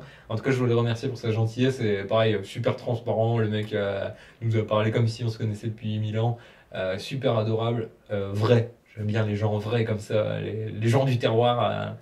Voilà, ça fait super plaisir de voir qu'il y a des artisans comme ça qui se donnent les moyens de se bouger, d'essayer de s'en sortir. Le mec avait fait une pédale exprès pour le salon, la Red Mountain, et elle a fait sold out, donc ça c'est vraiment très cool. Et ils sont même en train de voir peut-être s'ils vont en rééditer quelques-unes suite à la demande populaire, comme on dit. Allez lui envoyer la force, allez voir son boulot, franchement. Donc Phantom, très très cool. On se revoit bientôt, et je pense que c'est le genre de personne avec qui je vais boire des coups, tu vois, où tout peut arriver, on sait jamais.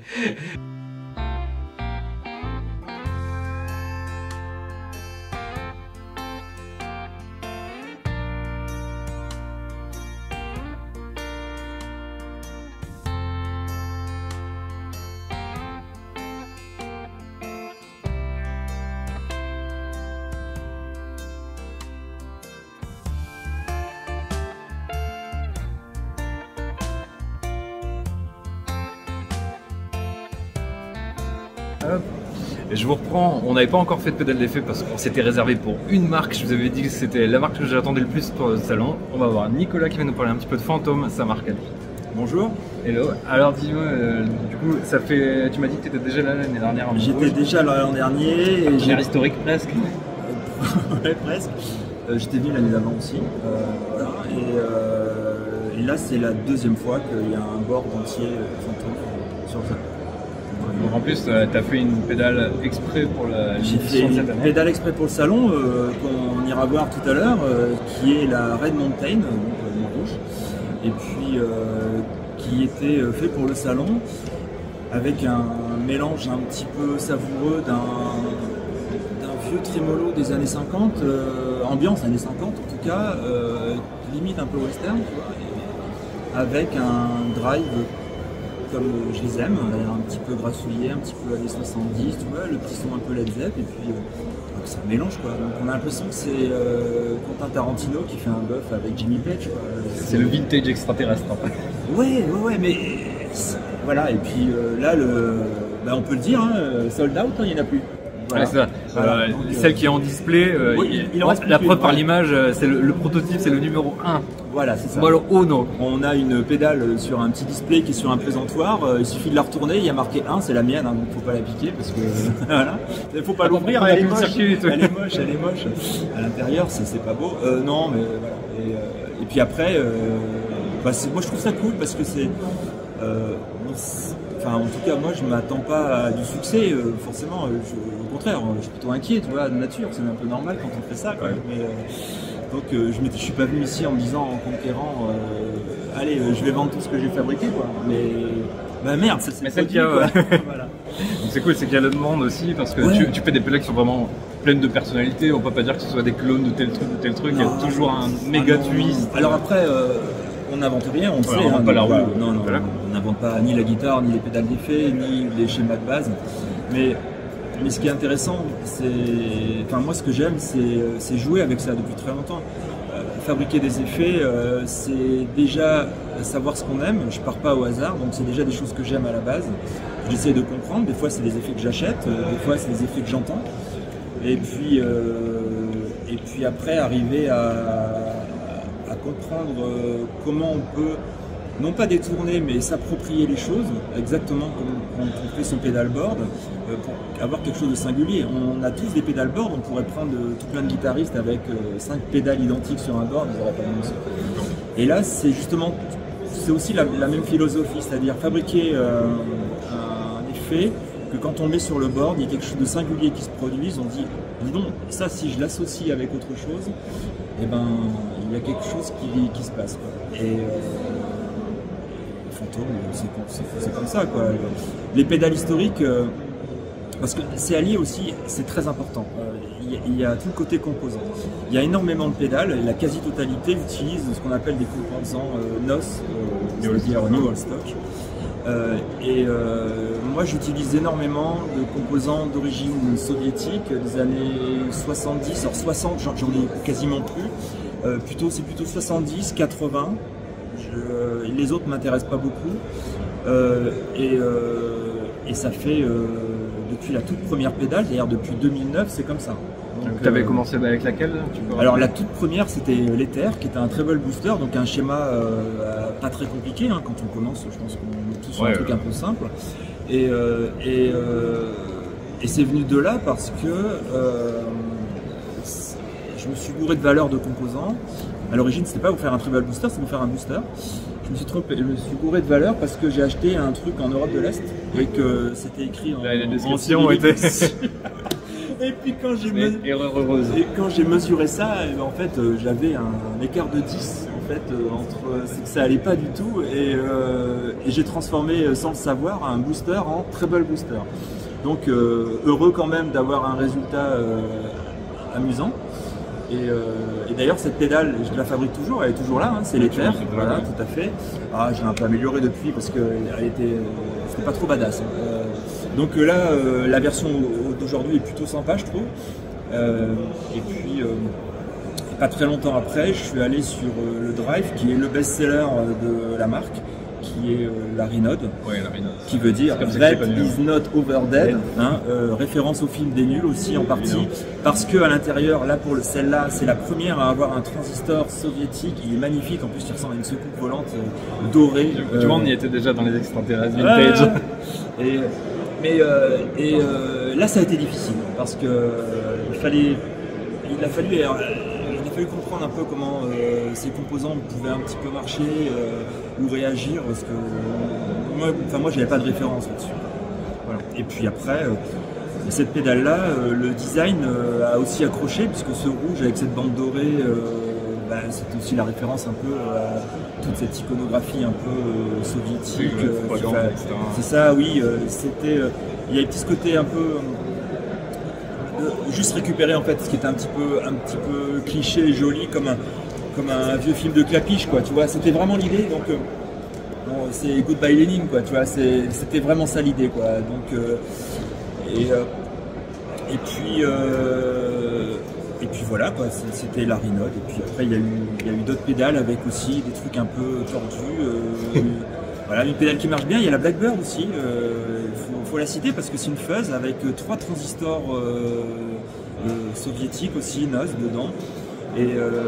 Et elle, c'est rigolo parce que c'est une fuzz face avec une technologie soviétique, hein, russe, des années 70, et que j'ai appelé Blackbird parce que c'est une référence à un avion de chasse. Ça c'est très important en fait parce que toute l'histoire est là-dedans. C'est un avion de chasse américain qui servait à espionner les soviétiques, sauf qu'il était, c'est ça exactement, sauf qu'il était construit avec du titane que les Américains n'avaient pas. Et il passait par des sociétés cachées pour acheter du titane en Russie. Et là, on a une fuzz face, tu vois, le truc entre ce pont entre l'Angleterre et les États-Unis, Jimi Hendrix, James Bond et un avion espion et au milieu de tout ça, faire un script pour Netflix. Et là, au milieu de tout ça, c'est animé, ça vit par un transistor soviétique russe, quoi, tu vois. Et je trouvais cliché absolument. Fallait en faire quelque chose. Mais voilà, tout à fait. Ouais. Est-ce que je parle beaucoup. Hein, non, mais t'es tombé sur un bavard aussi, donc il n'y a pas de souci. Voilà. C'est pour ça que je sais pas faire des vidéos de moins d'1 heure généralement. Ah ouais, alors je peux te parler des autres pédales encore. Et du coup, quels sont tes projets du coup pour 2025? T'as d'autres sorties à part la Red Mountain que t'as fait pour aujourd'hui? Alors je dis pas. Est-ce que t'as déjà quelque chose d'annoncé? Non, alors d'annoncer non. J'ai rien d'officiel. Après, des pédales j'en ai plein. Franchement, des prototypes j'en ai plein. Même de la pré-série, voilà. Alors des fois j'en viens, je vais en montrer sous le manteau à certains guitaristes pour avoir un petit avis et tout. C'est important parce que la peur en fait c'est de stagner. Ouais, non, c'est même pas ça, c'est de se vautrer. Parce que il y a un petit côté sympa à être un indépendant, à fabriquer tout à la main, parce que ce qui est mon cas, hein, j'insiste beaucoup, je fabrique vraiment tout à la main. C'est important, c'est ce qu'on essaie de mettre en valeur dans la chaîne, c'est que moi j'aime beaucoup travailler avec l'artisanat francophone et qui vraiment met les mains dans le cambouis le plus possible. Quoi. Ouais, mais voilà, après je pense qu'aujourd'hui on est dans un univers où c'est très difficile de savoir qui fabrique à la main, qui fabrique pas, qui sous-traite, où est le curseur aussi de à partir de quand c'est made in France, à partir de quand... Est-ce que c'est une question de pourcentage Et puis pareil, le pourcentage n'est pas que sur made in France, il est à partir de quel pourcentage c'est de l'artisanat, quel pourcentage c'est de l'industriel. Voilà, donc... et ça c'est vrai que ça mériterait parfois un éclaircissement, mais bon... Moi, j'aime beaucoup le fait de naviguer dans ces petites marques, mais le risque, il est justement là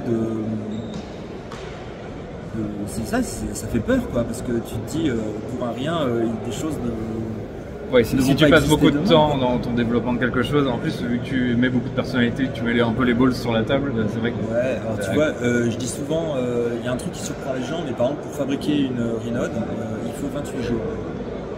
Alors je passe pas 28 jours total dessus, oui. Et c'est un batch de 2 à 4, mais il faut 28 jours. Et je pense pas qu'il y ait beaucoup de fabricants de pédales qui se disent il me faut 28 jours pour faire une pédale. Quoi. Parce que si on doit m'en commander une maintenant, je dis oui c'est ok, il n'y en a plus, il me faut 28 jours.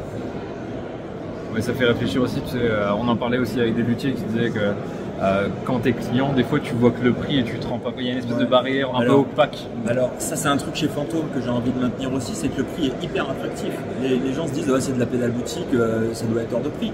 Mais pour ceux qui connaissent un petit peu le milieu, la Rhinode qui est le produit phare, elle est à 175 balles. Comment tu manges? Je mange pas, c'est ça mon secret. Non, je mange pas. Non mais voilà, c'est 175. Après c'est difficile, rien ne dit que les prix ne vont pas bouger à un moment. Tu es soumis aussi aux composants, etc. Voilà, et puis peut-être qu'un jour, alors oui, il y a aussi ça, c'est un jour la Rhinode n'existera plus, la Blackbird non plus, parce que des composants le composant n'existera pas. Te parlant de nature. Donc là, peut-être que dans quelques années, je vais me retrouver dans le même cas de figure que s'est retrouvé Electro Harmonix à un autre niveau dans les années 70-80, où ils ont été obligés de faire... et puis aujourd'hui, on se retrouve avec une richesse de Big Muff absolument incroyable, simplement parce qu'on a changé les fournisseurs. Ouais, par obligation, en fait. Exactement. Donc, tout le mal que je me souhaite, c'est qu'un jour, l'autre version de la Rhinode ou de la Blackbird ou de la Spectre, en fait, existe, mais parce qu'il y aura un truc... elles ont évolué. Elles ont évolué et je continuerai toujours à chercher les composants que j'ai envie. Puis ça se trouve, un jour, je fais un truc hyper cher. Ouais, c'est le composant d'origine, je l'ai trouvé. Voilà. Bon, par contre, il fonctionne au plutonium, mais bon... Oui, c'est ça. Ouais, puis je vous en fais 5 et puis elles sont vendues 500 balles. Voilà, c'est génial. Moi j'adore les salons, parce que les salons, je rencontre les gens et je le prends. Il n'y a pas d'intermédiaire. C'est ça, et c'est même pas une question d'intermédiaire, c'est que c'est 100% honnête. Le mec il vient, il aime pas. Et on discute, on est là, c'est un peu passionné, et puis c'est plutôt cool, quoi. Voilà. Moi j'aime bien les salons pour ça, l'échange est direct, et puis les gens ils repartent avec des pédales, ils sont super contents, on a serré des mains. Ils ont hâte d'essayer. Et puis là tu vois, là c'est la 3e fois que je fais mon rouge, 2e fois avec un board, et ben il y a des gens qui étaient là à l'ouverture et puis qui sont venus me voir. Et tu m'as dit, il y a un gars qui est venu avec sa propre guitare, il est allé à ton stand, il a essayé celle qu'il voulait, il est reparti avec et il est reparti chez lui. Et il est reparti chez lui. Bah, ça c'est valorisant pour ton travail quand même. Oui. Mais ça n'existait pas, tu vois. Encore l'an dernier. L'an dernier, j'avais des curieux, c'est-à-dire des gens qui venaient en disant j'ai entendu parler de fantômes, qu'est-ce que c'est, je viens voir, bon, j'aime pas, ok. Et là, et puis bon, j'ai fait des salons entre les deux aussi. Et là, pour la première fois, j'ai vu des gens qui étaient là, ils sont venus, ils avaient peur de ne pas avoir la Red Mountain, ils étaient là à l'ouverture. C'est chouette, ça veut dire que la demande elle est là, ça veut dire que les gens aiment bien aussi ce que tu proposes qui est un peu hors de... Ce que j'espère, c'est qu'ils ont accroché à la philosophie, à l'histoire de fantômes. Et ça... C'est pas juste une pédale en fait, c'est l'expérience que tu proposes. Quoi. Non, c'est une balade, c'est une histoire, c'est des poèmes. C'est beau, j'aime bien quand on parle comme ça. Et s'ils veulent discuter avec le créateur. Alors s'ils veulent discuter, moi je suis hyper open sur Instagram, sur les réseaux, il n'y a pas de problème. C'est Fantôme ou Fantôme FX? C'est Fantôme FX, c'est pareil. De toute façon, on trouve. Ils sont malins, ils trouveront. Oui, ils trouveront. Et puis normalement je devrais être présent au Guitar Village Fest, donc c'est dans pas longtemps, tout à fait. On attend les confirmations, c'est en cours, mais normalement c'est bon. J'ai vu une affiche sortir, je crois, hier. Ouais, mais il n'y avait pas les... Oui, mais j'ai vu l'affiche, mais il n'y avait pas encore les trucs pour les exposants. Ouais, tout à fait. Mais normalement c'est dans les tuyaux, donc il n'y a rien de signé, mais c'est vrai. Et puis c'est surtout la première fois que Fantôme aura sa propre table, donc c'est un peu flippant quand même.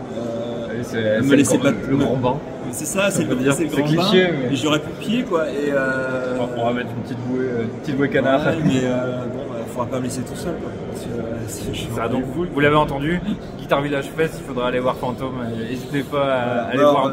Il faut se relayer parce que si vous arrivez tous en même temps, après on fera un système de tickets, quelque chose. Ou un emploi du temps, on va faire un doodle et on se démerde. On va faire un bon vieux tableau Excel. C'est ça. Voilà. Mais bon, en tout cas, ce qui est cool en fait, c'est que si j'ai un message à faire passer, c'est que les pédales, non seulement faut les acheter, ça c'est toujours bien parce que ça fait vivre, mais faut surtout en fait les faire vivre ces pédales quoi. Faut jouer dessus, jouer. C'est fait pour être joué quoi.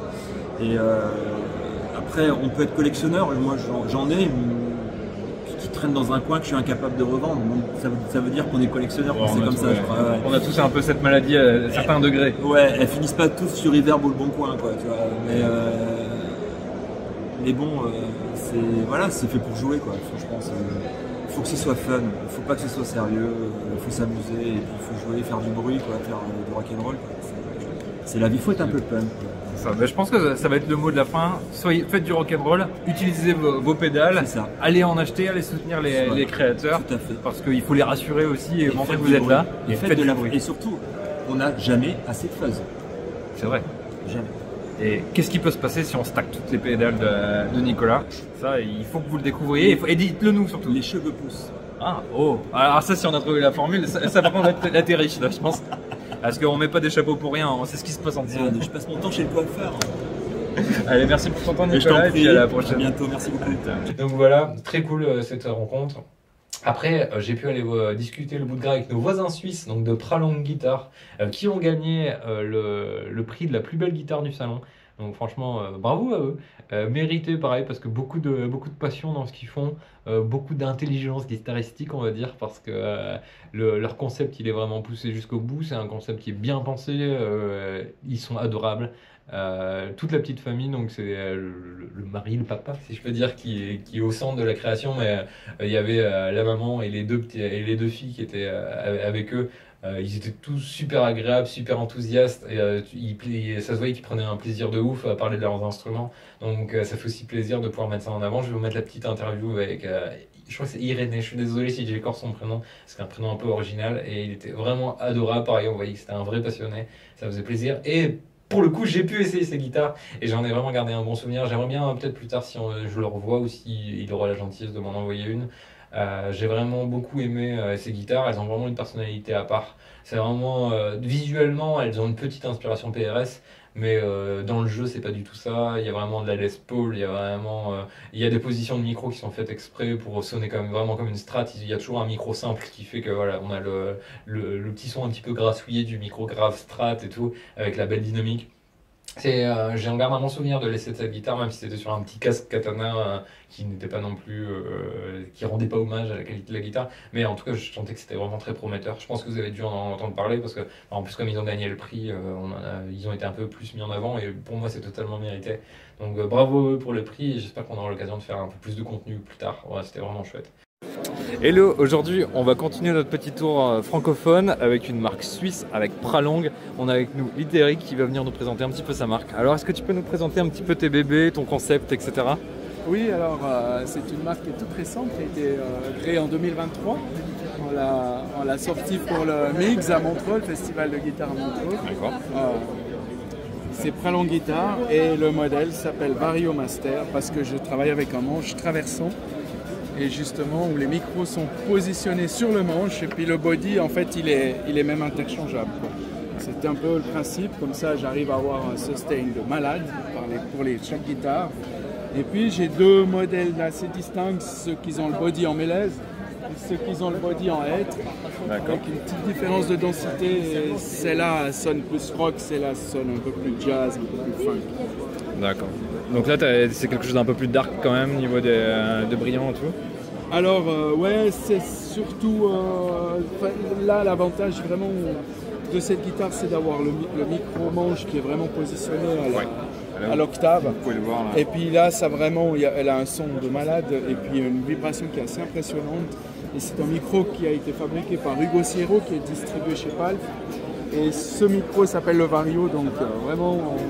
pour ma Variocaster, et celui-là c'est un micro Mercury qui est plus rock. J'ai pu le tester hier, c'est vrai qu'il est moi qui suis d'habitude pas très fan des samples, là, il a une telle dynamique, il est super intéressant. Ouais, il y a vraiment deux circonstances, c'est que le micro est bon et puis la position est aussi vraiment bien placée, quoi. Et puis justement sur cette guitare j'ai un switch de 5 positions qui me permet d'étager vraiment tous mes réglages pour passer d'une Strat à une Telecaster à une Les Paul. C'est vraiment un peu l'idée de comment on l'a nommé, le couteau suisse de la guitare. Ouais, t'as vraiment le meilleur de tous les mondes, quoi. Pour tout faire, voilà, exactement. Ouais. Super. En plus, ce qui est chouette, c'est que ta marque, c'est un peu une histoire de famille. J'ai vu qu'il y avait ta compagne et tes filles qui venaient donner. On est tous dans la musique et puis il faut être plus naturel d'avoir des musiciens qui présentent des guitares, quoi. Bien sûr. C'est ça qui est extraordinaire. C'est chouette. Là, du coup, c'est quoi tes prochains salons? Tu as aussi des autres sorties prévues du niveau modèle, etc. Alors, le prochain salon, on y sera au MIGS à Montreux au mois de mai. Et puis, les prochaines étapes, donc j'ai développé une basse, j'ai développé des guitares de gaucher. Et la suite, ça sera de développer un nouveau body qui va de toute façon fonctionner pour aller sur le manche de la Variocaster. C'est ce que tu me disais, tu as juste quelques vis à enlever et tu peux changer de body. Exactement, super rapidement. Ouais, ça se fait vraiment rapidement, il faut déposer les cordes bien sûr, mais comme un guitariste on change souvent les cordes. D'ailleurs tu me disais qu'il y a des vidéos sur les réseaux, n'hésitez pas à aller voir la marque. Alors regarde, là-bas, justement je vous le mets, il y a vraiment là-bas, on tombe pile au moment du changement de manche, ça tombe bien. Oui, alors on est vraiment à fond sur les réseaux, sur TikTok, sur Instagram, sur YouTube. Justement, on a fait des factory tours pour revoir un petit peu le process de fabrication. Donc c'est à chaque fois Pralong Guitar ou le nom de... Vous allez sur le site pralongguitar.com et puis vous avez exactement tous les liens possibles. Super. Et donc tu disais en plus, l'aventure qui est rigolote, c'est que vu que tu accompagnais bassiste, tu t'es mis à faire la basse aussi, si tu peux la montrer. Et puis comme le bassiste c'est le maître du groupe, je l'ai appelé Vario Master. Master, excellent. J'avais pas vu ça encore. Super, elle est vraiment très chouette. J'aime beaucoup la table sculptée, bombée, elle est magnifique. Ouais, elles sont très très sculptées mes tables et puis je travaille avec des teintes qui mettent vraiment en valeur le bois qui est du mélèze, quoi, qui est un bois vraiment très très veiné, avec un relief extraordinaire. D'accord. Bah écoutez, merci beaucoup. Donc retrouvez-les sur Pralong Guitar. Et d'ailleurs, ils sont d'ailleurs aussi dans le dernier magazine. Oui, c'est le magazine de février. Le Guitar Part de février. On a vraiment un superbe article. N'hésitez pas à aller essayer au Salon de Suisse ou partout où vous pourrez les voir. Et ouais. Merci beaucoup. Allez, merci de l'intérêt. Je vais vous mettre un petit bonbon pour une de mes dernières interventions dans cette vidéo. C'est que je fais partie du groupe des Honneurs PRS France, donc les fans de PRS. Et voir une grosse marque comme ça sur un salon aussi bien, c'était vraiment chouette de voir qu'ils avaient sorti vraiment le grand jeu. On a vu des guitares que je pensais jamais voir en vrai. Ils avaient sorti du Private Stock qui est juste fabuleux. Bon, il y en avait une, elle était quand même à 22 000 €. Donc voilà. Mais voir sortir justement ces petites merveilles, montrer que c'est pas que des trucs de musée, de les mettre au contact des musiciens, c'était vraiment chouette. En plus, les deux ou trois personnes qui s'occupaient du stand, c'était vraiment super cool, super à l'écoute. C'était des mecs qui avaient aussi de la bouteille et de l'expérience dans le milieu et qui étaient pas du tout en mode snob, genre nous on a des guitares de luxe et tout, pas du tout. Ils étaient dans le partage, dans la communication et tout. C'était vraiment très agréable. Donc je voulais aussi souligner que tout le monde avait joué le jeu, de l'artisan qui a forcément un petit peu plus à gagner à ce genre de salon, mais aussi des grandes marques qui avaient montré le jeu, aux distributeurs comme on a vu tout à l'heure. Donc ça c'est des choses aussi, encore une fois, quand il y a des trucs qui vont pas on le dit, donc quand il y a des trucs qui vont bien et des bonnes intentions il faut aussi le dire. Donc merci à eux aussi pour leur accueil sur le stand. D'ailleurs vous allez voir la petite vidéo que j'ai faite, en fait il y avait des étiquettes sur les guitares et ils ont enlevé toutes les étiquettes des 10-12 guitares qu'il y avait pour qu'on puisse avoir des belles images. Donc rien que pour ça, ça dit déjà des choses d'eux, qu'ils en avaient pas rien à foutre des gens qui venaient sur leur stand quoi. Ils étaient pas là juste pour faire acte de présence quoi.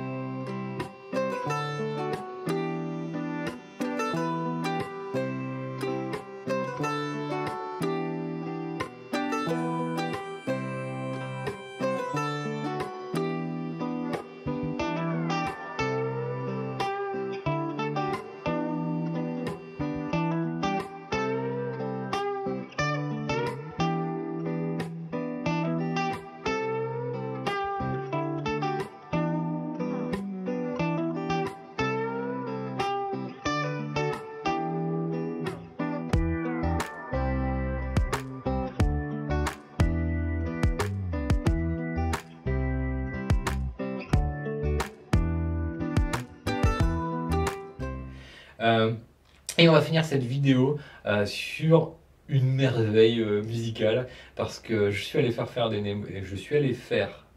démos des guitares d'Enzo encore une fois et je suis tombé donc sur notre ami de Lynn Wolf, le chanteur-guitariste qui est venu essayer les guitares et qui en est tombé amoureux, donc ça fait aussi plaisir de voir que le boulot des copains est autant apprécié. Et il a commencé à jouer, il jouait le feu. C'était pareil, il faut rendre à César ce qui était à César. Cette fois-ci, c'était pas sur nos copains d'AMS, mais sur nos copains de Kelt, qui avait un énorme stand et qui avait aussi des nouveaux produits à présenter, notamment un combo SRZ qui était vraiment très très chouette avec un trémolo intégré. Je me demande si vous l'entendez ou pas sur celui-ci. De toute façon, j'ai filmé les amplis par pure transparence. Vous voyez, je veux pas non plus, c'est pas parce que je travaille avec Ben d'AMS que je veux aussi occulter les autres amplis. Tout à l'heure, on a parlé de jeudi. Là, on va parler de Kelt un petit peu. Bon bah voilà, de toute façon le son va parler de tout seul, on n'aura pas besoin de rajouter grand chose sur la qualité des amplis.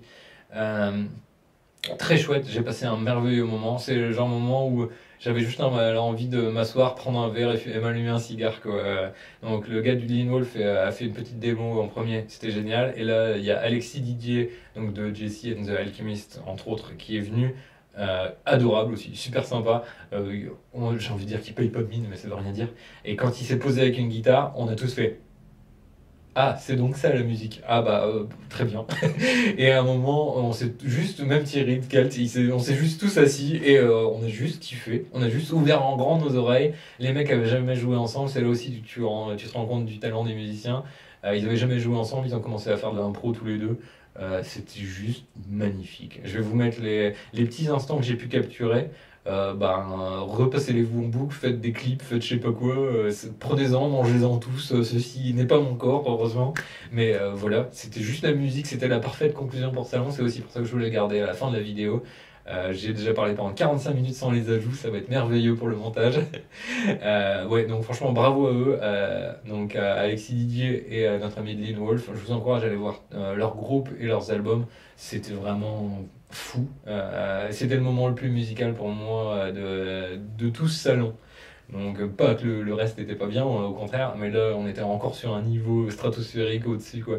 Donc c'était vraiment un régal de les entendre s'éclater comme ça, puis de voir aussi les Denzo aussi bien jouer, ça fait aussi plaisir.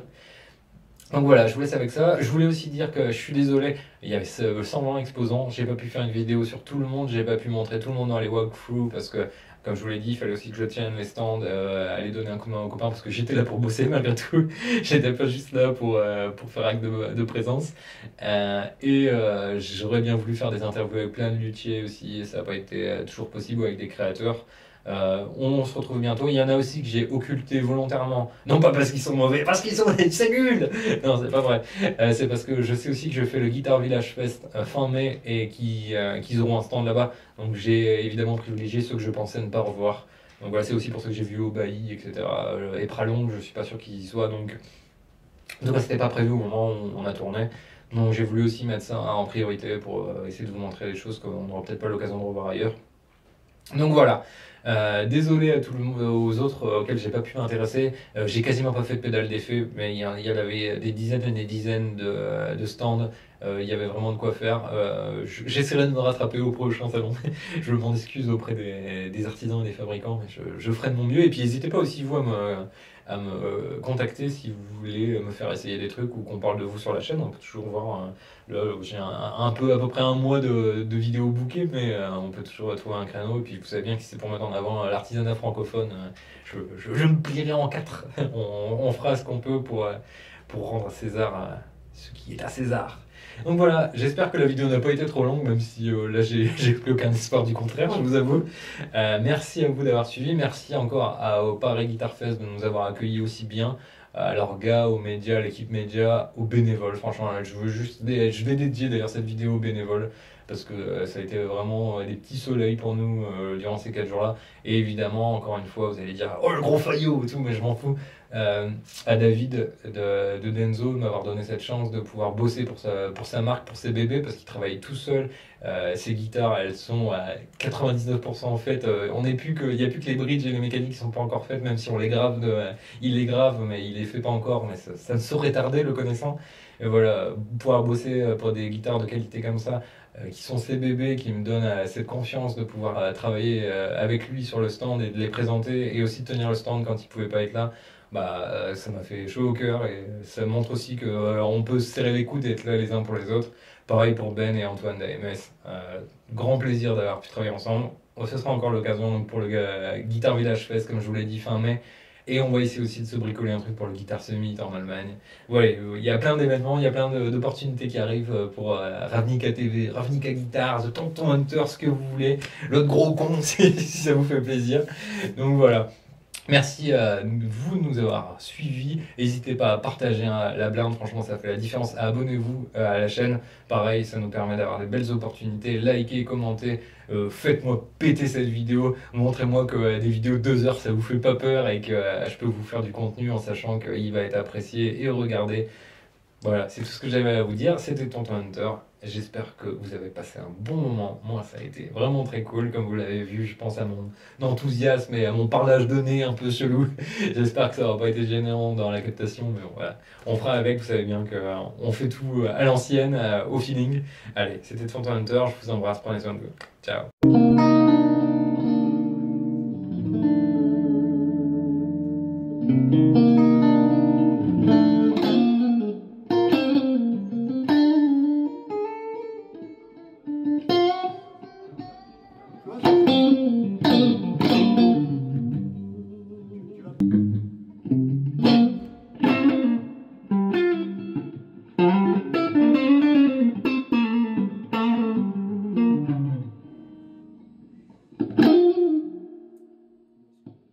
Thank you.